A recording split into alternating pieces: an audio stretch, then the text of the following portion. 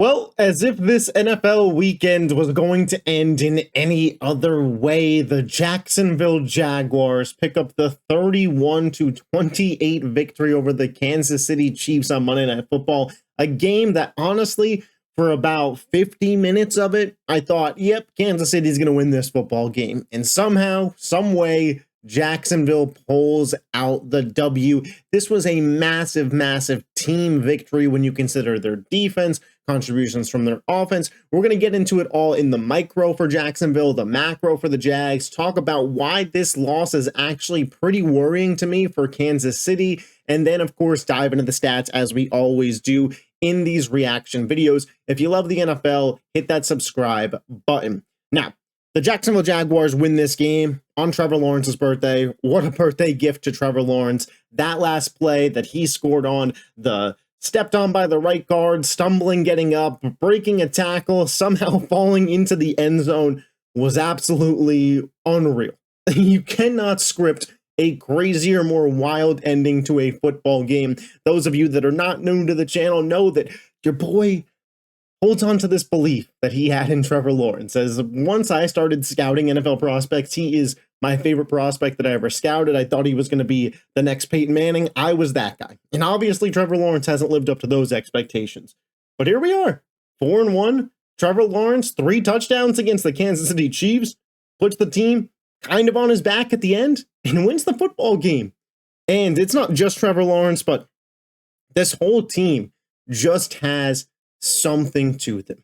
There's just some level of moxie, some level of, I don't know how they keep getting it done, but they keep getting it done, and I'm kind of starting to believe in this team is real. The Trevor Lawrence and Brian Thomas Jr. connection actually started to look pretty good tonight. That was kind of the whole reason that Liam Cohen was brought into this team, to have that offense take the next step, and it was struggling for the first month of the season. And tonight, Brian Thomas looks like Brian Thomas, 4 for 80. Trevor Lawrence getting him the ball, not a lot of hospital balls. That throw that he had on kind of, it was a wheel route-ish play in the bread basket. Perfect for Brian Thomas, perfect throw, perfect catch.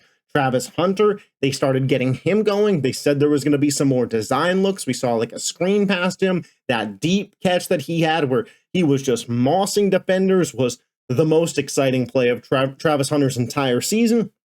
The run game wasn't really special tonight, but ETN's had a really solid year. And then you look at the defense, man, and Jags fans, Jacksonville Jaguars, I got to give you props, because this is a defense that I thought was going to hold back this football team this year, based on the fact that a lot of the personnel from last year was still there this year, and they were pretty bad last year. And they are one of the league's best defenses this season. Apologies for that noise. Devin Lloyd. Devin Lloyd might be the defensive player of the year. If we ended the season today, he might be. At the linebacker position, he now leads the NFL in interceptions with 4 through 5 games. He had the 99-yard pick six, which was absolutely crazy. Swung a lot of momentum in this game. But you got other guys, Josh Hines-Allen, Jordan Lewis, Eric Murray's been a pretty decent addition for them. Trayvon Walker, who didn't play in this game, but he's had a really solid season. Like, Jacksonville is starting to look like a complete football team. And in an AFC now that has more questions than answers, they might be legit. They might be legit, man. I didn't think I'd be sitting here saying this tonight. I didn't think I'd be sitting here saying this at halftime tonight. I didn't think I'd be sitting here saying this at the end of the third quarter tonight. But at the end of the day, this is a 4-1 football team that has found a way to win a lot of football games this year. And they seem to be getting better week after week. And for that, we have to give Jacksonville some credit. On the Kansas City side of things, this to me is the most concerning loss of the Kansas City Chiefs season yet. And you might be saying, Dylan, they were 0-2 and you weren't worried about them. Why are you worried about them at 2-3? Because simply put, Kansas City just got outplayed in this game. Patrick Mahomes threw for over 300 yards, ran for 60. The rush game between Pacheco and Hunt wasn't bad, around 90-ish yards, 2 touchdowns between the two of them. Receiving-wise, Travis Kelce, 7 for 61 and a touchdown. Between Thornton, Hollywood Brown, and Worthy, you're looking at roughly 150-ish yards. No, even more than that, maybe 180. And they lost. And they still lost. And this was one of those things that I mentioned at the beginning of the season when it came to picking regular season records, why I had the Chiefs finishing with just 10 wins was because it was 10 or 11, somewhere in that range. They won so many of these one-score games last year. They always found a way to make a play, whether it was a blocked field goal or a last-second field goal or a last-minute stop or a last-minute touchdown. They were 11-1 in one-score games last year. The pendulum is swinging the other direction. But this game is a game traditionally Kansas City wins. They do not get outplayed, and they don't get outplayed in crunch time. And there was a lot of errors that led to that. I think they scored a little too early. You don't give up a touchdown, I understand, but I think they scored a little too early. The special teams play, the kick out of bounds, you gave Jacksonville great field position. And the Kansas City defense, that normally in these spots is stout and holds, gave up 60-yard drive to Trevor Lawrence, who, while I have love in my heart for Trevor, the Prince, probably not even a top 15 quarterback in the sport. It's a tough scene. And then you go out there on offense. Kansas City, big bag Mahomes, Kelsey, Reed, 30 seconds, 3 timeouts, too much time. It felt like they're for sure getting into field goal range. And they didn't execute. And I know they're not fully healthy. And I know Rashee Rice is back. And don't hear what I'm not saying. I'm not counting Kansas City out to be a playoff team. I'm not counting Kansas City out to make noise in the playoffs. But simply put, this is worrying if Kansas City was going to be a premier top-seeded team in the AFC this season. And now you got Detroit next week, Sunday Night Football, who's been playing out of their minds.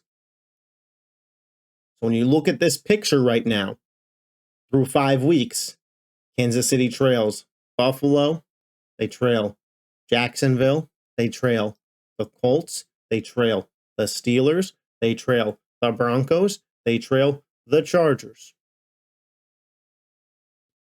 It's a lot of teams to try and pass. It's a lot of games that you got to win. And we all know Kansas City's capable of it. But this is the kind of game that I thought we were going to see some of this year that we didn't see at all last year. But I didn't think that it would come on a night where Patrick Mahomes had 318 passing yards. And I'm pretty sure Kansas City won the turnover battle. Let's hop into the stats here. Hopping into the stats, like I mentioned, Patrick Mahomes, 29-41 for 318 yards, 1 touchdown to 1 pick. Trevor Lawrence, 18-25, 222 yards, 1 touchdown, 1 pick, a 95.6 passer rating. Trevor Lawrence had 54 yards on the ground and 2 touchdowns. Patrick Mahomes, 60 yards and 1 touchdown. You like it or not, these guys went toe-to-toe. Mahomes has better stats, but these guys were throwing punches left and right. Their defense has stepped up and made a couple plays. And at the end of the day, Trevor Lawrence made one last play that the Kansas City Chiefs offense was not able to make. You look at the rushing game, it actually favored Kansas City, which is pretty surprising considering Jacksonville has been so good at rushing the ball this year, but we know Kansas City has a stout run defense. You look at receiving, Tyquan Thornton has still been a pretty solid deep threat for Kansas City, 3 for 90. A vintage Travis Kelce game, the yardage not there, but 7 for 61 and a touchdown. Kind of all you could ask for at a Travis at this point. Worthy was playing a little banged up, 6 for 42. It is what it is there.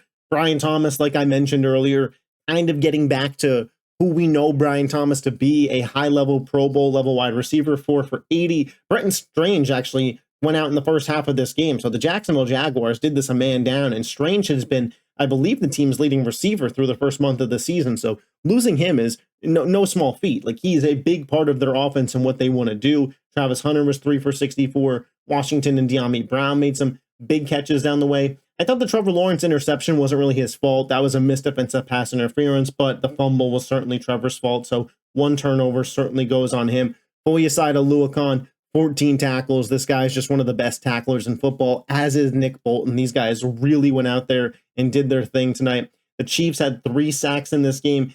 Their offensive line didn't give up a single sack. Again, when you look at why Kansas City lost this game, some of it is just pure execution. Jacksonville was more efficient than them and played cleaner football at certain points in time. The tackles for loss, we're looking at 1 versus 5. Like, Kansas City's defense did a decent job in this game. I think the team stats are really going to surprise you guys potentially.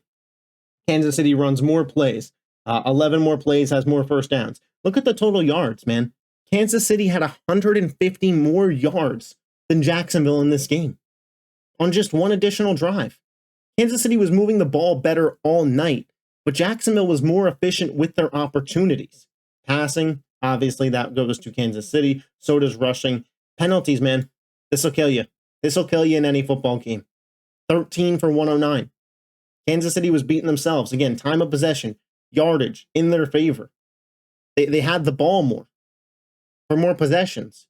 But at the end of the day, you gave up an entire football field length in penalties. And you lose by 3, sloppy play. And again, that's why I say this loss, to me, if I'm a Chiefs fan, is the most worrying of all this season. Because even when we've been without weapons, we're still Kansas City. Sloppy play isn't what we do. And this was sloppy play tonight.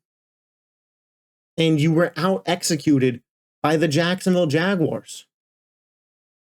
And Trevor Lawrence made a play when he needed to.